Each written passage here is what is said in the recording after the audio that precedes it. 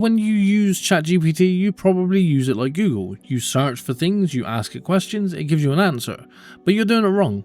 Because when it comes down to ChatGPT, you have to give it very in-depth prompts in order to find out exactly what you need to know.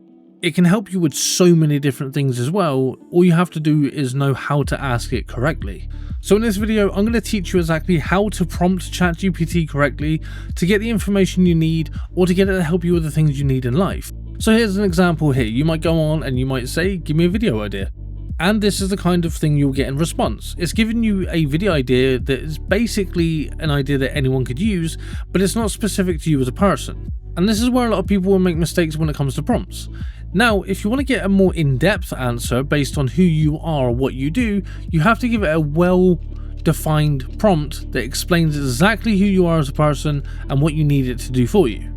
The general idea is to tell it who you are, what you want, and how it can do that. As you can see here, and ignore the spelling mistakes because I was doing this with a microphone in front of my face. Now my ChatGPT is already trained on who I am, what my channel is and things like that, so I don't have to tell it every time. And that's stored in its memory. This is the question telling it exactly what I do and what kind of video I want based on that. Even though it already knows I'm using temporary chat to give you an idea of what would prompt a layman or just someone that's using it for the first time. And as you can see, there are a good amount of ideas here that could give you a good idea for a video, but if we want to, we can give it a much more in-depth prompt. We can tell it what we want it to be as well in order to get that better prompt. There are 3 ideas here that I do actually like the look of that potentially I might make a video of in future, but that's not the point. So now we go more in depth. So what we're going to do is we're going to tell ChatGPT what we want it to be, what kind of mindset it needs to have, and then ask it for video ideas instead.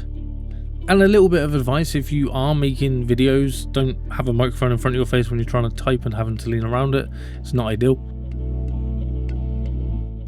One of the best things about ChatGPT is if you do make spelling mistakes, it generally will understand what you're actually trying to say. It basically says, you're an idiot, let me fix that for you. As you can see, it says got your Lycan because it knows that's my name, and it gives me 10 stronger ideas, and these are much better ideas that mix entertainment and education like I asked it for, but it's given me much more in-depth information. So with this in mind, let's move on to other types of prompts. We've gone through the video ideas one, let's go on to something different. So I'm going to treat it like Google, and I'm going to ask it a simple question: what commands does Linux use? And it's going to do a search, and it's going to give me a general idea of what commands Linux use. And this is how most people, possibly even you know, it might not be you, but most people will use ChatGPT. They will just do a general search, get the information they need, and then move on. But if you want a stronger prompt to get a much better response, you can use something like this and tell it to give you a comprehensive list of commands and how to use them. Now, I warn you, it's going to basically give me an entire essay, or what could be essentially a book on how to use Linux, but this gives us way more information and it answers everything we need to know about the question we asked, all because we asked it for a comprehensive list. And as you can see, it gives it in categories of 1, getting help, navigation, file and folder creation, viewing files, and it goes through every category of every command that exists, and even gives examples of some of them and how they're used and what context they're used in.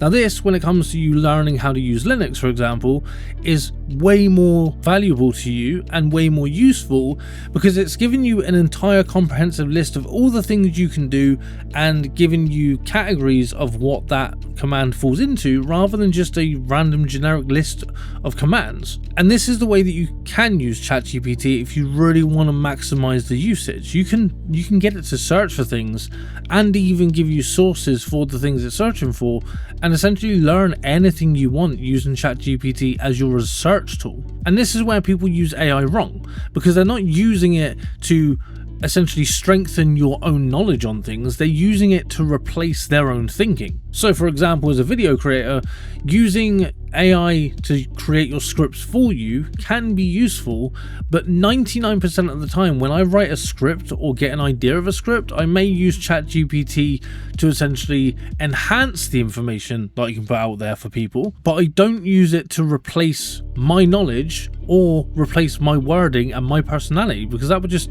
destroy the entire video. If you wanted to hear an AI ramble on about some crap that it doesn't understand, then you've got a lot of channels you can do that for. As you can see with this next one, I put in who was Caesar, and it gives you a general idea of who Caesar is, and obviously gives you, it makes an assumption that I'm talking about Julius Caesar. But if I say give me a comprehensive breakdown of Julius Caesar and his life, for example, then it's going to go and give me an entire history of Julius Caesar. This could be useful information if you need to research things about Julius Caesar.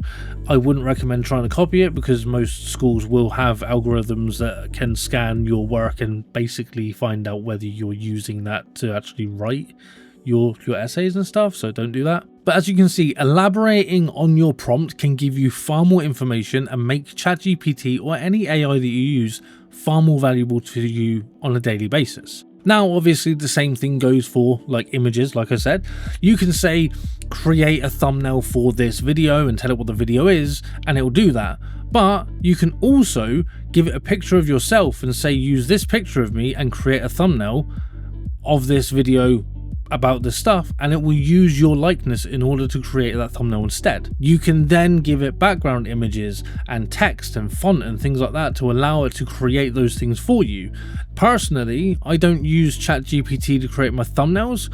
I use ChatGPT to help me come up with ideas, kind of like concept work.